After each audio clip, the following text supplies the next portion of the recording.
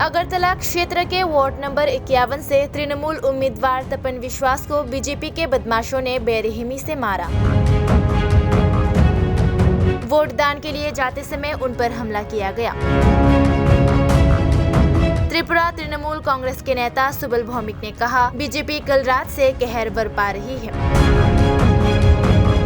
आज सुबह से तृणमूल के कार्यकर्ताओं को जहां भी मिले उन पर हमला किया जा रहा है। पुलिस और इलेक्शन कमीशन सहयोग नहीं कर रहे हैं। उनका अभी अगरतला जीबी अस्पताल में इलाज चल रहा है। प्रार्थी তপন বিশ্বাস প্রার্থী সকালবেলা ভোট দিতে গিয়েছিল।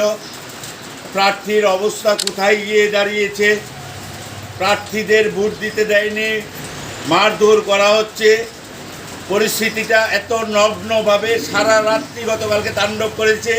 আজকে সকালে কোথাও আমাদের যেখানে কর্মীদের পেয়েছে, যেখানে তৃণমূলের প্রার্থীদের পেয়েছে, তাদেরকে আক্রমণ করা হয়েছে।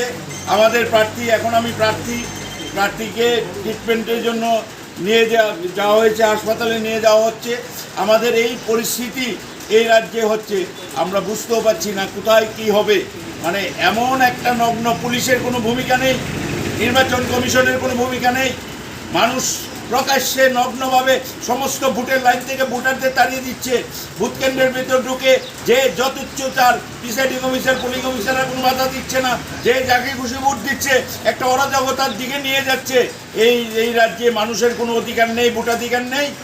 এমন পরিস্থিতি সৃষ্টি করেছে যে ন্যূনতম ক্যান্ডিডেটকে ভোট দিতে পারে না, অথচ সুপ্রিম কোর্টের নির্দেশ আছে যে নিরপেক্ষ নির্বাচন করতে হবে। সুপ্রিম কোর্টের নির্দেশ আছে যে প্রয়োজনীয় সিকিউরিটি দিতে হবে। এই হলো সিকিউরিটির হাল, আমাদের প্রার্থীদের এই হাল, প্রার্থীদের নিয়ে এই চলছে। সেখানে সাধারণ মানুষ কি করবে, কি করে ভোট দেবে? একটা জঙ্গলের রাজত্ব চলছে, স্বৈরাচারী রাজত্ব চলছে। আজকে এই অবস্থায় আপনারা ভেবে দেখুন যে কোথায় নিয়ে যাচ্ছে রাজ্যটাকে। আপনারা একবার ভেবে দেখুন, সারা রাত্রি তাণ্ডবের পর আমার প্রার্থীরা চারিদিকে মার খেয়ে আসছে। এই প্রার্থীদের এই অবস্থা আমরা ভাবতেও পারিনি। কোথাও বুথ কেন্দ্র দখল, ইভিএম মেশিন দখল করে নিচ্ছে, এই পরিস্থিতি চলছে। কোনোভাবেই এটা আমরা মেনে নিতে পারি না, এই রাজ্যের মানুষ মেনে নেবে না।